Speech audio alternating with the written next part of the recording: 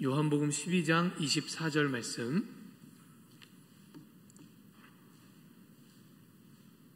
네, PPT가 미처 준비가 안 됐습니다. 그래서 성경을 찾으시기 바랍니다. 요한복음 12장 24절 말씀, 아마 다 암송하고 계신 말씀일 것 같습니다. 우리 한 목소리로 함께 읽겠습니다. 내가 진실로 진실로 너희에게 이르노니 한 알의 밀이 땅에 떨어져 죽지 아니하면 한 알 그대로 있고 죽으면 많은 열매를 맺느니라. 아멘. 네, 오늘은 지난 2주 동안 수요일 오전 예배 때 이종훈 목사님, 선교사님 오셔서 선교 세미나를 이렇게 해주셨습니다. 너무 재밌고 유익한 시간이었는데 전해주신 말씀을 좀 이렇게 요약해서 그 핵심만 전달을 하도록 하겠습니다. 우리가 우리나라의 선교를 생각할 때 절대로 잊을 수 없는, 잊어서는 안 되는 아주 중요한 특징이 있습니다. 다른 어떤 국가, 어떤 나라의 선교에서도 있지 않은, 없는 일, 우리나라 선교에서만, 한국 선교에서만 있었던 아주 특별한 은혜가 있거든요. 그래서 그 은혜에 대해서 오늘 좀 함께 나누기를 원합니다.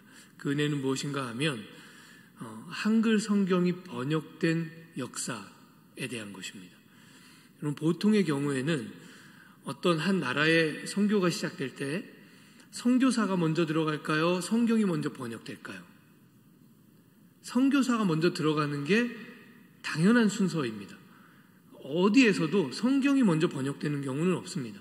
선교사가 먼저 들어가서 그 지역의 언어를 익히고 충분히 그 언어를 익힌 후에, 그러니까 이미 선교가 시작된 한참이 지난 후에야 그 지역의 언어로, 그 국가의 언어로 이제 성경이 번역이 되는 거죠. 다 그렇게 해서 여러 언어로 성경이 번역이 됐습니다. 그런데 우리나라는 아주 독특한 은혜를 가지고 있는 그런 나라입니다. 어떤 것이냐면 선교사들이, 개신교 선교사들이 이 땅에 들어오기 전에 한국어로 성경이 먼저 번역된 그런 역사를 가지고 있는, 그런 특별한 은혜를 가지고 있는 현장이 바로 우리나라입니다. 우리나라가 그 개신교의 세계 어디에서도 없는 놀라운 개신교의 부흥을 맛본 그런 나라이잖아요. 그것이 그냥 일어나는 것이 아니고 하나님께서 준비하시고 예비하신 어떤 특별한 섭리와 은혜 속에 있었다고 하는 것입니다. 우리 PPT를 보여주시겠어요? 네. 우리나라의 개신교 선교를 이야기할 때 처음으로 이 땅에 들어왔던 개신교 선교사는 독일인이었습니다. 유대계 독일인이었고요. 루터교 목사님이었어요. 기출라프 하나만 더 넘겨주세요. 네, 칼 기출라프라고 하는 유대인 출신의, 유대인이면서 독일인, 유대계 독일인이었던 루터교 목사님이 우리나라에 처음으로 첫 발을 내디딘 개신교 선교사입니다. 근데 사실은 기출라프 선교사님은 우리나라 선교사님이 아니에요. 중국 선교사님입니다. 특별히 동남아시아 지역을 선교하셨고, 그리고 나서 동남아시아에서 중국 쪽으로 넘어오셔서 중국 선교를 하고 계셨던 그런 선교사님이었어요. 이제 중국에서 선교를 하면서 여러분이 아쉽지만 우리가 소위 말하는 동아시아, 극동아시아라고도 하죠. 이 동아시아의 3개국, 중국, 한국, 일본 중에 사람들, 당시에 서양 사람들에게 주목받았던 두 나라는 아쉽게도 우리나라가 아닙니다. 중국과 일본이었죠. 그래서 중국에서 기출라프 선교사님이 선교를 하시면서 어디에, 어느 쪽으로 선교를 확장하기를 원했냐면 일본으로 가기를 원했어요. 그래서 오키나와로 갈 배를 타고 산동반도에서 오키나와로 이제 항해를 시작을 했습니다. 그런데 하나님께서 기가 막히게 이 배를 막 몰아가신 거예요. 엉뚱한 땅으로. 그래서 이 배가 엉뚱한, 오키나와로 가야 할 배가 중간에 엉뚱한 땅에 도착하게 됩니다. 그것이 바로 안면도 인근에 있는 고대도라고 하는 섬이었어요. 그래서 이 기출라프 선교사님은 오키나와로 가는 여정 중에 정말 우연히 이제 조선 땅에 밟을 밟게 된 거죠. 안면도 인근의 땅들을 밟게 된 거예요. 그런데 거기 가서 보니까 조선 사람들에게 복음을 전해야 되겠구나 하는 것을 이제 깊이 깨닫게 됩니다. 그래서 이 한 달 정도를 이 안면도 인근 이곳에서 머물게 되는데, 그때 이제 체류하면서 놀랍게도 주기도문을 한글로 번역해 놓아요.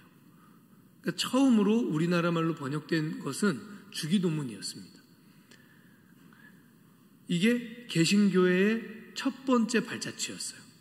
그리고 나서 이때 당시에는 쇄국 정책이 이루어지던 때죠.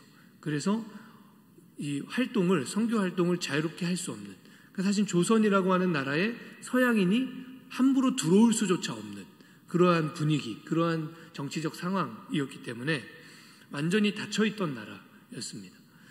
이 완전 닫혀있는 국가, 닫혀있는 나라, 이 조선을 기출라프 선교사님이 그 마음에 품게 됩니다. 그래서 하나님 앞에 그때부터 조선 선교를 향해서 꿈을 꾸면서 기도하기 시작해요. 그래서 하나님께서 이 쇄국 정체를 거두어 가시고 하나님 약속하신 이 땅에 복음이 들어갈 수 있도록 해달라고 그렇게 열심히 기도를 하게 됩니다. 그리고 정말로 하나님이 일하실 것을 이 선교사님 믿었어요. 여러분, 기도가 쌓이면 어떤 일이 일어나죠? 네, 기도가 쌓이면 역사가 일어납니다. 기도가 쌓이면 그 쌓여져 있는 기도의 저변 위에서 하나님의 역사의 꽃이 피기 시작합니다. 그렇게 해서 꽃이 필 준비가 되는데, 어디에서 준비가 시작되냐면 영국 땅에서부터 시작이 됩니다.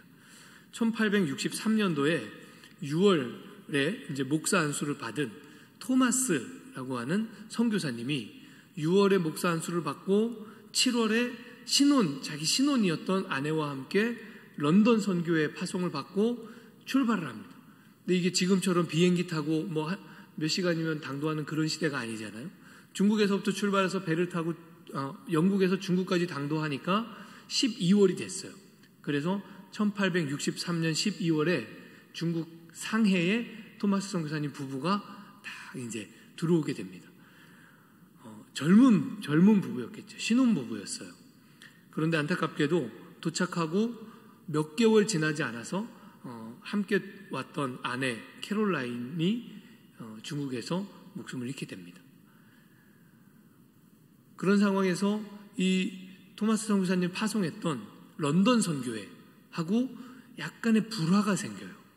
선교사님, 본국에 이제 중국 땅에 나와 있는 선교사님과 본국의 선교회 간에 그 중간 역할을 해주는 이 목사님과 선교사님 사이에 약간의 이렇게 불화가 조성이 되면서 선교를 활발하게 할 수 없는 그런 분위기가 생겨버립니다. 그런데 여러분, 이 중국 땅에서 영국까지, 지금은 비행기 타면 그냥 가는 거지만 이게 그렇게 쉬운 여정이 아니잖아요. 그러니까 돌아갈 길도 없고 선교를 제대로 할 수도 없고, 그래서 완전히 이 토마스 선교사님이 여기가 첫 목회지잖아요. 첫 선교지. 안수받고 바로 왔으니까 완전 시리에 빠져버려요. 이게 뭔가 하는 생각이 들지 않겠어요? 너무너무 답답하고 가슴이 아픈 그런 상황 속에서 중국에서 생활을 하게 됩니다. 그래서 어쩔 수 없이 선교를 마음으로 포기합니다. 그리고 취직을 합니다. 의외이죠. 1865년 1월부터 8월까지 산둥성 세관의 통역관으로 취직을 해서 이제 그냥 직장 생활하는 그런 처지가 된 거예요. 그러던 중에 누구를 만나게 되냐면 여러분, 이 대원군의 천주교 박해로 인하여서 이 천주교인들 중에 일부가 중국 땅으로 피신을 오게 됩니다. 그래서 중국 땅으로 피신 온 2명의 조선 사람을 이 토마스 선교사님이 만나게 돼요. 김자평이라고 하는 사람하고 최선일이라고 하는 사람, 이 두 사람을 만나게 됩니다. 그러니까 천주교 신자죠. 이 사람들은 카톨릭 신자예요. 이 두 사람을 만나게 되면서 이 사람들을 통해서 조선이라고 하는 나라를 소개받습니다. 그리고 조선에 아직 개신교회 선교가 이루어지지 않고 있다고 하는 것도 알게 됐어요. 그리고 조선 땅에 가지고 있는 여러 가지 정치적인 분위기, 그리고 여러 가지 암울한 시대의 상황들, 이런 것들을 이제 토마스 선교사님이 이 두 명의 카톨릭 신자를 통해서 알게 된 거예요. 그리고 그때부터 조선 선교를 결심하게 됩니다. 그래, 내가 조선 땅으로 들어가야 되겠다 하는 생각을 토마스 선교사님 하게 되는 거예요. 조선 선교를 마음에 품고 나서 이제 성경책을 모으기 시작합니다. 한번 들어가 보려고. 그래서 1865년에 네덜란드 선교회의 후원으로 많은 양의 성경책을, 한문 성경이었죠. 당시에는 한문 성경을 많이 모아요. 그래서 그 수집한 한문 성경을 가지고 백령도 일대로 이제 배를 타고 들어옵니다. 그리고 열심히 그 성경을 나눠줘요. 성경을 열심히 나눠주면서 이제 전도를 한 거죠. 그리고 나서 한 2달여간 백령도에서 머무르시고, 그리고 다시 중국으로 이제 나가십니다. 그 후에 계속해서 조선에 선교할 수 있도록 하나님 나를 조선으로 보내달라고 계속 기도하시는 거예요. 그러니까 하나님께서 어떤 사람을 만나게 하셨냐면 미국 사람을 만나게 하셨는데, 여러분 잘 아시는 미국의 제너럴 셔먼호의 사람들을 이제 만나게 됩니다. 제너럴 셔먼호는 상선이었습니다. 그러니까 장사하러 온 사람들이에요. 미국 사람들이 배를 타고 조선에 장사할 게 없나 해서 이제 온 거예요. 근데 그 미국 배가 조선 땅으로 들어간다고 하는 소식을 듣고 이 토마스 선교사님이 조선으로 들어갈 수 있는 기회다 생각을 해요. 그래서 제너럴 셔먼호의 통역관 자격으로 함께 올라갑니다. 그렇게 해서 이제 평양 대동강으로 제너럴 셔먼호가 들어오게 된 거예요. 근데 여러분 잘 아시죠? 이 제너럴 셔먼호가 조선 땅으로 들어가지 못합니다. 이 강 위에서 이제 통상을 요구하는 거죠. 조선과 우리가 서로 교류를 하자. 이렇게 이제 요구를 했는데 이게 계속 거절됩니다. 그러니까 참다 이 못된 짓을 하는데 한 사람, 이 이현익이라고 하는 조선 사람 하나를 배로 잡아다가 인질로 잡고 있는 거예요. 그러니까 조선군 입장에서는 완전히 더 이제 화가 나고 더 치열한 이제 상황이 벌어진 거죠. 결국에는 그런 분위기 속에서 제너럴 셔먼호가 불에 타서 침몰합니다. 그러니까 조선군이 이기게 된 거예요. 그런 바람에 이 토마스 선교사님은 어떻게 됐을까요? 군인들에게 붙잡혔죠. 여러분 이 때가 1866년입니다. 1866년은 병인 양요와 함께 조선 정부가 대대적으로 천주교인들을 핍박하던 해예요.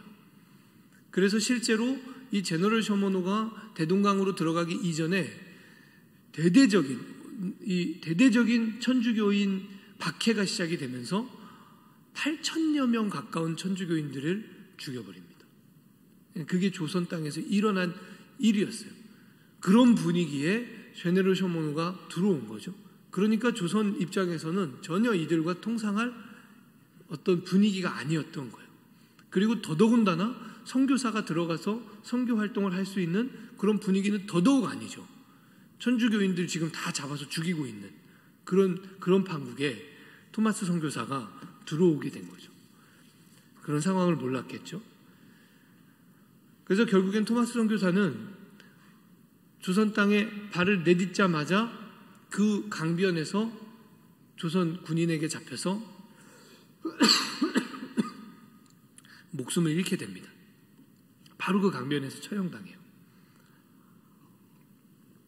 이때 이 토마스 선교사를 처형한 병사 이름이 기록에 남아있어요.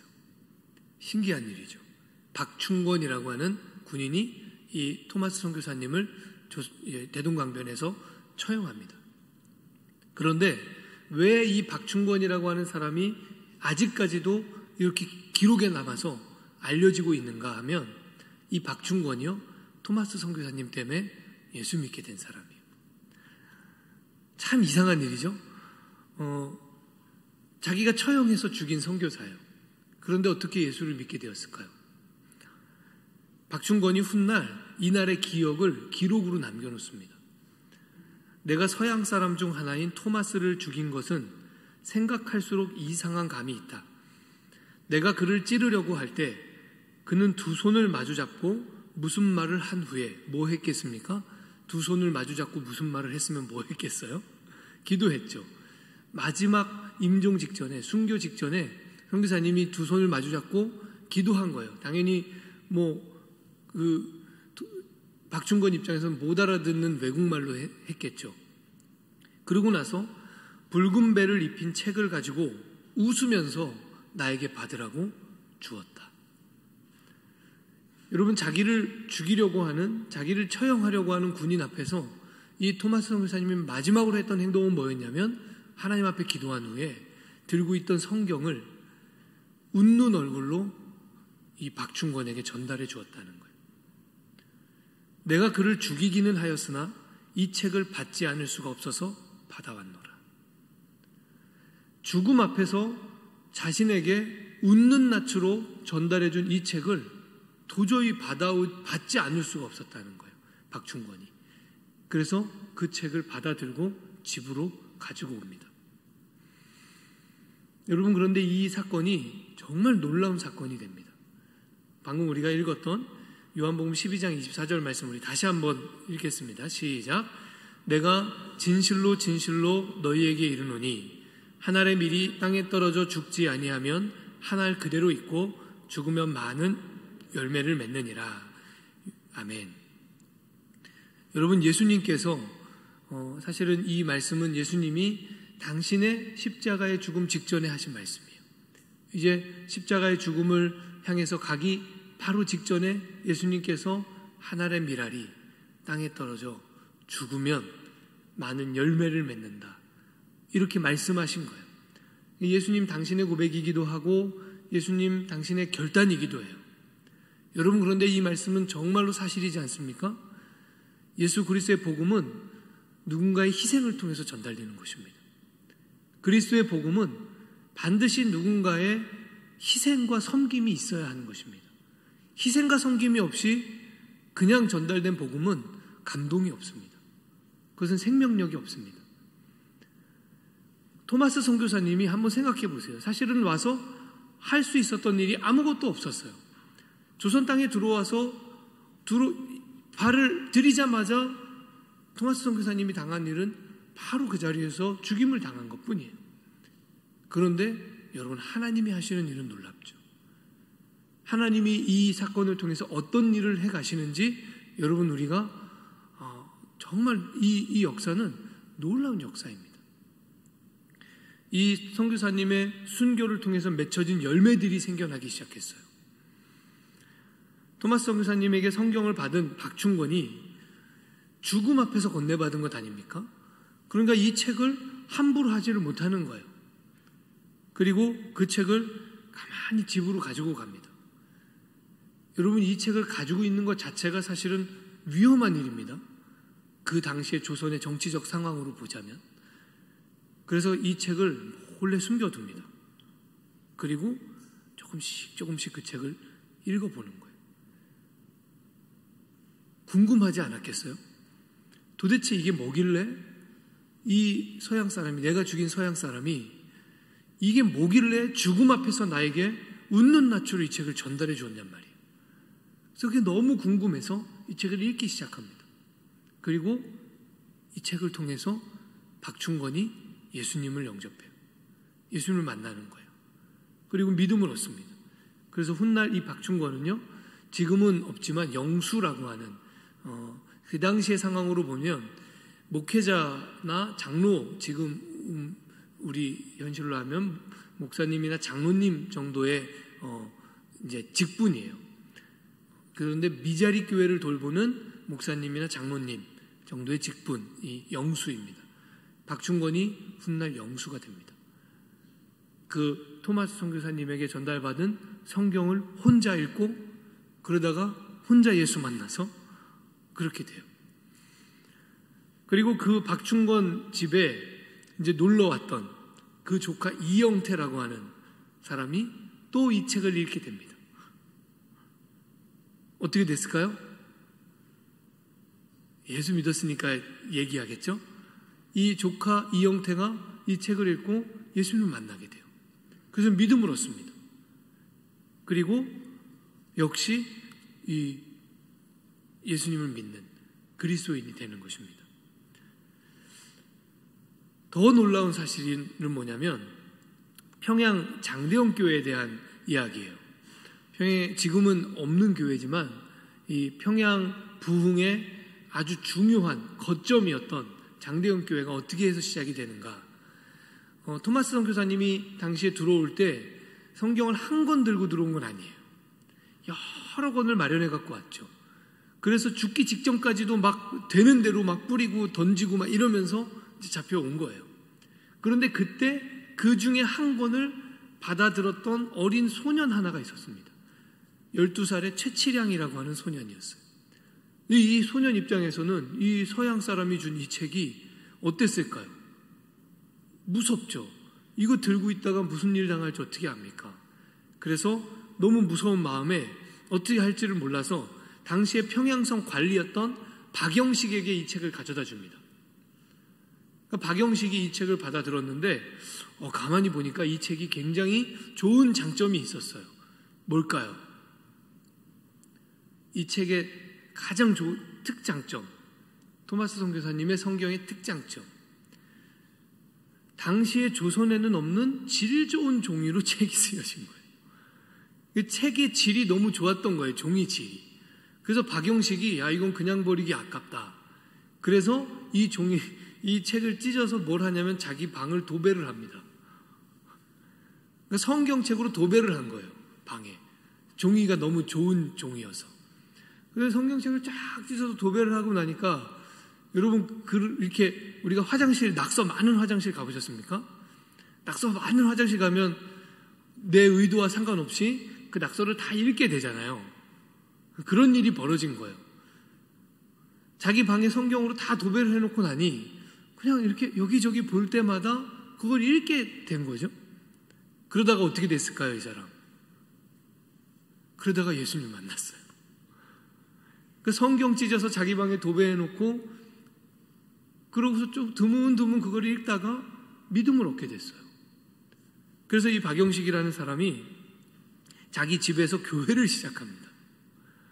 널다리 꼴 교회라고 하는 교회가 돼요, 이 집이. 나중에 이게 이제 주막이 됐다가 다시 그 주막이 교회로 바뀌는. 그래서 그 교회가 나중에 장대원 교회가 됩니다. 이 장대원 교회는요, 길선주 목사님이라고 하는 한국 개신교 부흥에 아주 중요한 역할을 하셨던 길선주 목사님이 이 교회에 부임하셔서 이 교회가 엄청나게 부흥하게 됩니다. 박영식이 자기 집 방에 도배했던 그런 것으로부터 시작된 교회가 나중에는 평양 대부흥 운동의 거점이 되는 장대원 교회로 바뀌어요. 그리고 나서 여기에서 끝났느냐? 그게 아니고 토마스 선교사님을 파송했던 교회가 있었죠. 토마스 선교사님 파송했던 교회는 웨일즈 하노버 교회라고 하는 교회였어요. 근데 사실은 이 교회의 담임 목사님은 누구였냐면 토마스 선교사님의 아버지였어요. 그러니까 자기 아들을 멀리 아시아로 선교 보낸 그런 교회였던 거죠. 그런데 오랫동안 연락이 끊긴 거예요. 연락이 오지 않아요. 그리고 나서 한참이 지난 다음에 순교 소식이 이 교회로 전달됩니다. 그때 이 교회가 그때부터 무엇을 하기 시작하냐면 조선 선교의 문을 열어달라고 기도하기 시작합니다. 끊임없이 조선 선교의 문을 열어달라고 교회가 기도하는 거예요. 그런 상황 속에서 중국에 나와 있던 존 로스라고 하는 선교사님이 토마스 선교사님이 순교 소식을 듣게 됩니다. 그리고 나서 조선 선교에 관심을 갖기 시작해요. 조선이라고 하는 땅이 있구나. 이곳에 복음을 전해야 하는 거구나 하는 생각을 하기 시작합니다. 그러면서 동시에 이 존 로스가 무슨 생각을 하기 시작하냐면 당장 조선 땅으로 들어갈 수 있는 상황이 되지 않으니 한글로 성경을 번역해야겠다. 조선말로 성경을 번역하는 작업을 해야 되겠다 하는 마음을 먹습니다. 그래서 어떻게 이 일을 하면 좋을까 생각을 하다가 이때 당시에 조선 사람들을 직접적으로 만날 수 있는 유일한 장소는 저 고려문이라고 하는 장소였어요. 그래서 존 로스가 고려문이라고 하는 지역으로 가서 조선 사람들을 만나기 시작합니다. 조선인 4명과 이제 교류가 시작돼요. 이응찬, 백홍준, 이성하, 김진기. 이 사람들과 하고 교류를 하면서 이 사람들로부터 조선말을 공부하기 시작합니다. 그래서 이 존 로스가 공부한 흔적들, 그리고 이 한국어를 문법을 정리하고 그랬던 흔적들이 지금까지 남아 있어요. 한번 넘겨주시겠어요? 이게 존 로스가 한국어를 공부했던 그런 흔적들입니다. 여기 보면 마치 우리가 영어 사전 보면 I, my, we 이런 게 나온 것처럼 그렇게 나와 있죠. 이 존 로스가 공부했던 한국말입니다. 아니, 그냥 더 주세요. 무슨 말인지 아시겠어요? 너를 믿지 못하겠다. 이런 겁니다. 어떻게 왔음마? 존 로스가 북쪽에서 공부를 했잖아요. 네, 그래서 북한말로 한국말을 처음 배운 거예요. 걸어왔음매. 맨니 길이나 감마? 이런 겁니다. 팔습 오리 감매. 다리 아파 가디 못하겠다. 나와서 너를 맞아 오갔음매. 이런 말로 이제 공부를 하게 됩니다. 그래서 이 말을 공부를 해서 정말로 이제 번역 작업을 시작을 해요. 그래서 하나씩 성경을 번역하기 시작합니다. 이게 그때 당시에 번역되었던 한국말 성경이죠.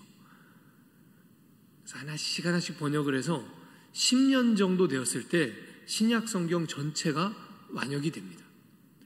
여러분, 그러니까 이 시점은 지금 어떤 시점이냐면 아직 한국 땅에 선교사, 개신교 선교사가 한 명도 들어와 있지 않은 시점이에요. 그러니까 조선 땅에 한 사람도 개신교 선교사가 들어와 있지 않은 시점에서 이미 신약 성경이 완역이 된 거예요. 여러분, 이것은 놀라운 일입니다. 세계 어디에서도 없는 하나님께서 이 땅을 얼마만큼 이 땅에 복음을 증거하시기를 원하셨고, 또 하나님께서 그 일을 얼마나 철두철미하게 계획하고 준비하셨는가 하는 것을 보여주는 그런 흔적이죠. 여러분, 그래서 그 양화진 선교사 무역 아마 많이들 가보셨을 거예요. 그곳에 가면 이제 그 묘역 구간을 다 둘러본 후에 아주 조그만 박물관이 하나 있죠. 그 박물관에 들어가면 그때 당시에 여러 가지 선교사님들의 유품들, 또 그때 당시에 어떤 이야기들, 이런 것들이 쫙 있는데, 그 박물관이 우리에게 전해주는 가장 중요한 핵심이 뭐냐면 바로 이 성경에 대한 이야기입니다. 그래서 거기에 가면 이 한국 땅에 우리말 성경이 어떻게 번역되었는지를 쫙 영상으로 보여줘요. 얼마나 감동이 되는지 몰라요. 제가 한 5번 본 것 같아요. 볼 때마다 감동이 되고 볼 때마다 울컥울컥해요. 야, 하나님께서 우리를 얼마나 사랑하셨기에 이렇게 하나님이 준비하시고 이렇게 하나님이 철두철미하게 역사하셨는가 하는 것을 생각하게 됩니다. 그래서 신약 성경이 완역이 되고 이게 이제 중국 땅에서 준비가 된 거죠. 이것뿐만 아니고 일본에서도 동시에 또 준비가 됩니다. 이수정이라고 하는 사람이 일본에 사실은 농업을 공부하러 간 거예요. 농경 기술을 배우러. 왜 일본에 농경 기술을 배우러 갔냐면 당시에 일본은 이미 문호를 개방한 상태였죠. 그래서 서양의 여러 기술들, 이런 어떤 것들이 이미 일본 땅에 다 들어와 있는 상황이었어요. 그래서 일본의 농경 이 기법이 이 조선에 비해서 훨씬 앞서가는 서양 문물을 받아들이면서 이런 상황이었어요. 그래서 그 일본의 농경 기술을 배우러 이수정이라고 하는 사람이 가게 됩니다. 유학을 간 거죠. 농업을 공부하러. 그런데 일본의 농업은 다 누가 가르쳐 준 거였냐면 선교사님들이 가르쳐 준 거였어요. 그래서 당시에 일본의 농업을 이렇게 관장하고 있었던 사람들이 대다수 종교가 뭐였냐? 기독교였어요. 왜냐하면 다 선교사님한테 농업을 배웠거든요. 그래서 선교사님한테 농업을 배우고 농업만 배웠겠습니까? 선교사님들이 농업만 가르쳤겠습니까? 농경만 가르쳤을 리 없죠. 성경을 가르쳤죠. 그리고 그들에게 믿음을 주었죠. 그래서 이 이수정이 만난 이수정에게 농업 기술을 가르쳐준 쯔다센이라고 하는 일본 사람, 이 일본 사람이 기독교인이었던 거예요. 그래서 이수정에게 농업 기술을 전수하면서 성경책 한 권을 그에게 줍니다. 근데 이 이수정이라고 하는 사람은 조선에서 왔잖아요. 여러분, 조선을 지배하고 있는 정신적인 줄기는 무엇입니까? 유교죠, 유교. 유교의 양반이에요, 양반. 유교에 깊이 물들어 있는. 그런데 이 성경을 받았는데, 여러분, 우리의 습성은 뭡니까? 조선 사람. 지금도 남아있는 우리의 아주 중요한 어떤 이 습관 같은, 몸에 배어있는 것들이 있잖아요. 여러분, 누군가가 내가 이 책이 탐탁지 않더라도 누군가가 나에게 이 책을 정성스럽게 선물했다면 읽어야 됩니까? 안 읽어야 됩니까? 읽어야죠. 그게 우리의 그 습성 아닙니까? 그래서 이 이수정이라는 사람이 좋아서 읽은 게 아니고요. 그냥 자기의 농업기술 선생님이 선물해준 책이었기 때문에 어쩔 수 없이 이 책을 펴들고 읽은 거예요. 그런데 놀라운 일은요, 이수정이 처음으로 책을 딱 펴들고 읽기 시작했는데 신약이었던 거예요. 여러분, 신약 성경의 첫 장면이 무엇입니까? 마태복음 1장. 마태복음 1장에 뭐가 기록되어 있습니까? 예수님의 족보가 나와 있어요. 여러분, 유교에서 뭐가 중요합니까? 족보가 중요합니다. 족보가 없는 집안은 쳐주질 않는 거 아닙니까? 유교의 문화는. 그러니까 이 이수경이 이 책을 딱 펴들고 첫 장면을 딱 봤는데 족보가 나오는 거예요. 이 뼈대가 있는 종교구나. 이게 내가 서양 종교라고 해서 이렇게 무시하는 마음이 있었는데, 이게 그렇지 않구나.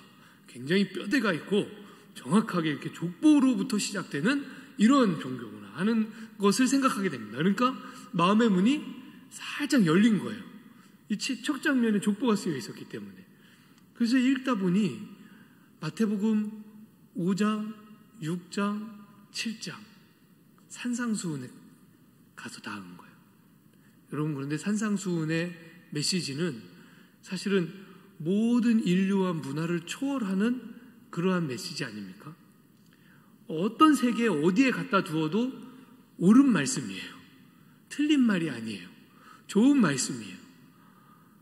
그러니까 이 산상수훈을 읽다가 이수정이라는 사람이 깊이 깨달음을 얻기 시작합니다. 그러면서 그 말씀 앞에서 회심하기 시작해요. 그래서 결국엔 일본에서 유학하는 동안에 이 사람이 예수님을 영접합니다. 여러분, 이 이수정이라는 사람을 나중에 후대는 이 사람을 뭐라고 불렀는가 하면 조선의 마게도냐인이다, 이렇게 불렀어요.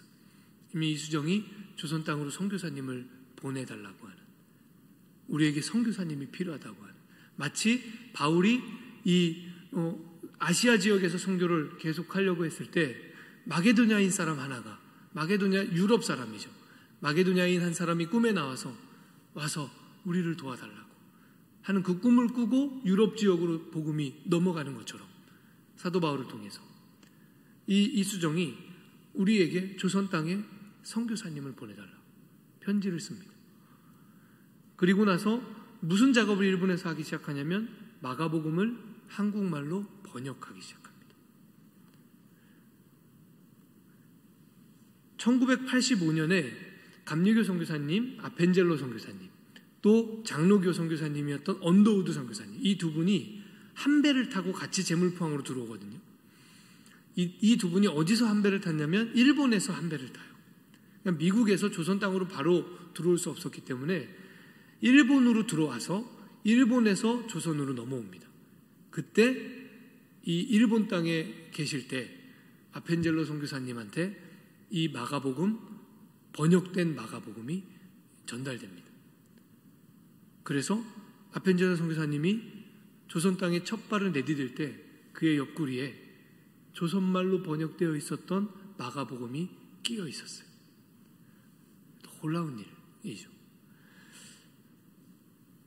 그래서 이미 번역된 성경을 들고 왔고, 그리고 이미 하나님께서 모든 역사들을 그 가운데 이 조선에 마치 하나님이 이 조선 땅만 이렇게 쳐다보고 계신 것처럼 그렇게 모든 선교를 준비하셨기 때문에 이 선교사님 들어와서 했던 고백이 무엇이었냐면, 나는 복음의 씨앗을 뿌리러 이 땅에 들어왔는데 너무 많은 열매를 거두게 되었다.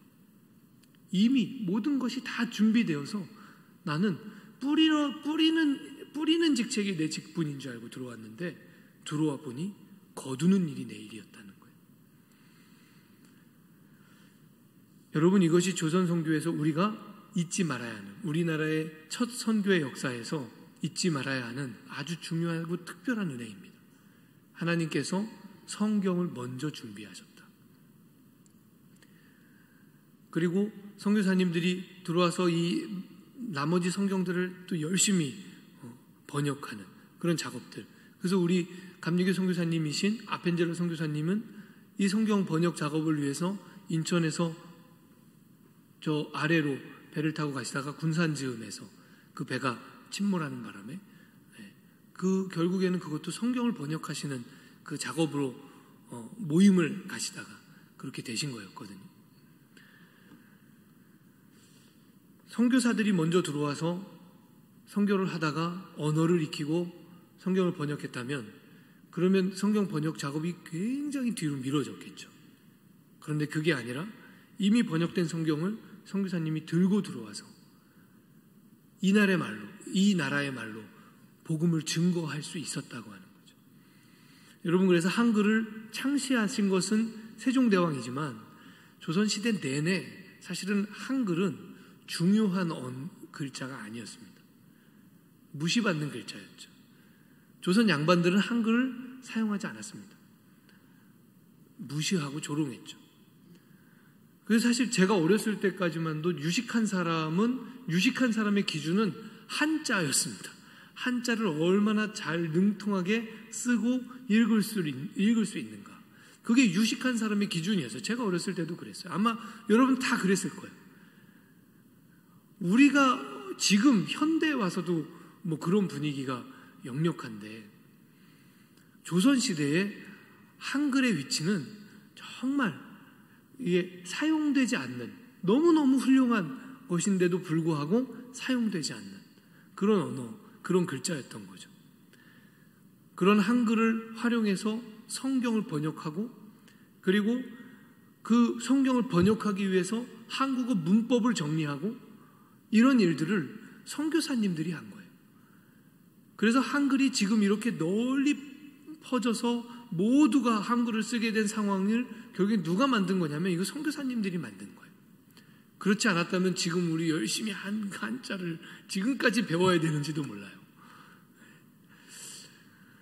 그래서 이 한글이 마치 복음을 증거하기 위해서 준비된 것처럼, 사실은 조선시대의 한글은 중요하게 사용되지 않는 그런 글자였는데 조선 초기에 만들어진 거 아닙니까? 세종대왕 시절에 만든 거니까.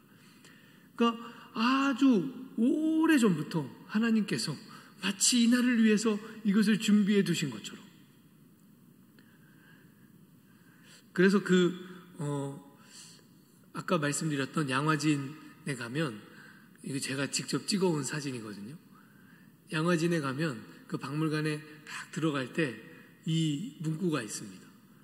하나님이 조선을 이처럼 사랑하사. 문이 탁 열리면 보이는 첫 문구예요.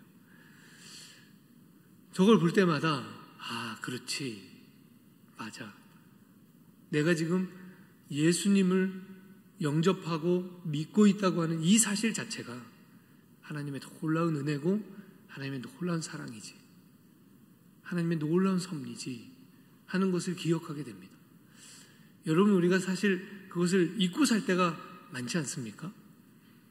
우리는 때때로 우리의 삶 가운데 하나님, 우리의 인생에 조금 더 놀라운 일을 좀 보여주십시오. 하나님, 우리 인생에 더 신기한 일이 좀 일어났으면 좋겠습니다. 하나님의 은혜를 거부할 수 없는, 야, 이건 정말 놀랍다 할 수밖에 없는, 하나님, 그런 일이 내 인생에 좀 일어났으면 좋겠습니다. 그런 마음이 들 때가 있잖아요. 그런데 가만히 생각해 보면, 지금 우리에게 이 복음이 왔다고 하는 것 자체가 놀라운 역사와 놀라운 은혜들의 연장인 것입니다. 우리가 그 위에 있는 것입니다. 뿐만 아니라 우리에게 이 복음이 오기까지 많은 사람들의 순교의 피가 이 땅을 적신 것입니다. 우리가 양화진에 가면 그것을 느낄 수 있잖아요. 특별히 그곳에 가면 선교사님들의 어린 아기들이 묻힌 무덤이 있죠. 작은 묘들이 있어요. 그걸 볼 때마다 어떻게 이런 일들을 각오하고 이 땅에 올 수 있었을까? 세상 누구도 모르는 이 조선이라고 하는 작은 곳에 도대체 무슨 마음으로 이들이 왔을까? 와서는 남편을 잃고 아내를 잃고 어린 자식들을 잃어가면서 또는 자기 자신의 생명을 잃어가면서 도대체 이들은 무슨 마음으로 여기에 왔을까? 그런 생각을 하게 돼요. 하나님을 사랑한다고 하는 것이 어떤 것인가? 하나님을 사랑하는 사람들이 어떠한 삶을 살아야 마땅한 것인가? 하는 것을 양화진에 갈 때마다 다시 생각하고 다시 반성하게 됩니다. 나는 지금 참 배부르게 신앙생활을 하고 있구나. 예수 믿는 것이 나에게는 이토록 쉽고 이토록 간단하고 이토록 젠틀하구나. 여기 묻혀있는 이분들에게는 예수 믿은 것 때문에 그들의 생명을 바쳤고 아내를 잃었고 자식을 잃었고 남편을 잃었고 그러면서도 내 아버지가 묻힌 이곳에 내가 또 가겠다고 그 자식들이 또 이 땅에 들어오고 나는 지금 어떻게 예수를 믿고 있나 하는 생각을 우리가 하게 됩니다. 여러분, 사실 우리에게는 기적이 필요하지 않습니다. 우리가 복음을 받은 것 자체가 놀라운 기적입니다.